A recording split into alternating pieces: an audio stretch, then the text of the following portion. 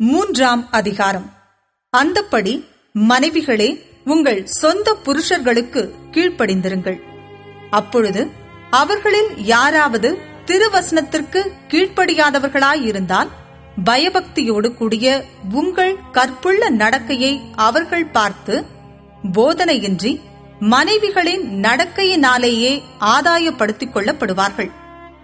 மயிரை பின்னி பொன் ஆபரணங்களை அணிந்து உயர்ந்த வஸ்திரங்களை உடுத்திக் கொள்ளுதலாகிய புறம்பான அலங்கரிப்பு உங்களுக்கு அலங்காரமாயிராமல் அழியாத அலங்கரிப்பாயிருக்கிற சாந்தமும் அமைதலும் உள்ள ஆவியாகிய இருதயத்தில் மறைந்திருக்கிற குணமே உங்களுக்கு அலங்காரமாயிருக்க கடவது. அதுவே தேவனுடைய பார்வையில் விலையேற பெற்றது. இப்படியே பூர்வத்தில் தேவனிடத்தில் நம்பிக்கையாயிருந்த பரிசுத்த ஸ்திரீகளும் தங்களுடைய புருஷர்களுக்கு கீழ்ப்படிந்து தங்களை அலங்கரித்தார்கள்.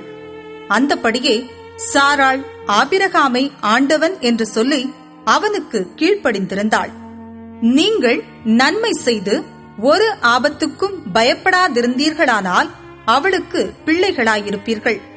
அந்தபடி புருஷர்களே, மனைவியானவள் பலவீன பாண்டமாயிருக்கிறபடியினால் உங்கள் ஜெபங்களுக்கு தடை வராதபடிக்கு நீங்கள் விவேகத்தோடு அவர்களுடனே வாழ்ந்து உங்களுடனே கூட அவர்களும் நித்திய ஜீவனாகிய கிருபையை சுதந்தரித்துக் கொள்ளுகிறவர்களானபடியினால் அவர்களுக்கு செய்ய வேண்டிய கனத்தை செய்யுங்கள்.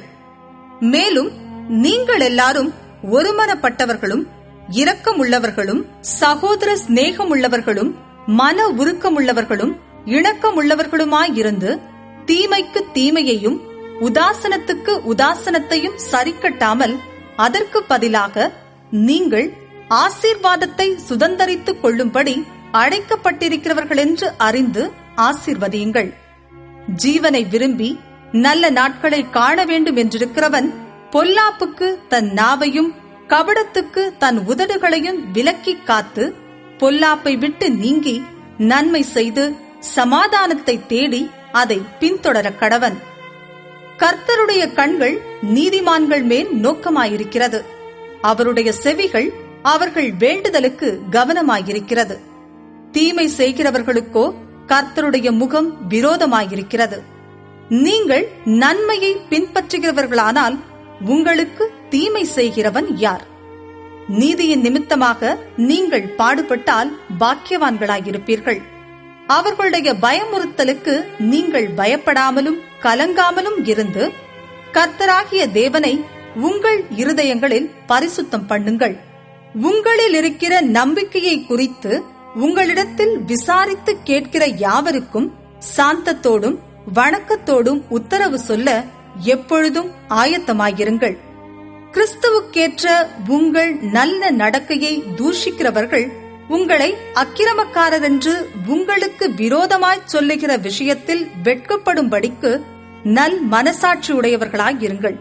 தீமை செய்து பாட அனுபவிப்பதிலும் தேவனுக்கு சித்தமானால் நன்மை செய்து பாட அனுபவிப்பதே மேன்மையாயிருக்கும். ஏனெனில் கிறிஸ்துவும் நம்மை தேவனிடத்தில் சேர்க்கும்படி அநீதியுள்ளவர்களுக்கு பதிலாக நீதியுள்ளவராய் பாவங்களின் நிமித்தம் ஒரு தரம் பாடுபட்டார். அவர் மாம்சத்திலே கொலையுண்டு ஆவியிலே உயிர்ப்பிக்கப்பட்டார். அந்த ஆவியிலே அவர் போய் காவலிலுள்ள ஆவிகளுக்கு பிரசங்கித்தார். அந்த ஆவிகள் பூர்வத்திலே நோவா பேழையை ஆயத்தம் பண்ணும் நாட்களிலே தேவன் நீடிய பொறுமையோடே காத்திருந்த போது கீழ்ப்படியாமற் போனவைகள். அந்த பேழையிலே சிலராகிய 8 பேர் மாத்திரம் பிரவேசித்து ஜலத்தினாலே காக்கப்பட்டார்கள். அதற்கு ஒப்பனையான ஞானஸ்நானமானது மாம்ச அழுக்கை நீக்குதலாயிராமல் தேவனை பற்றும் நல் மனசாட்சியின் உடன்படிக்கையாயிருந்து இப்பொழுது நம்மையும் இயேசு கிறிஸ்துவினுடைய உயிர்த்தெழுதலினால் ரட்சிக்கிறது.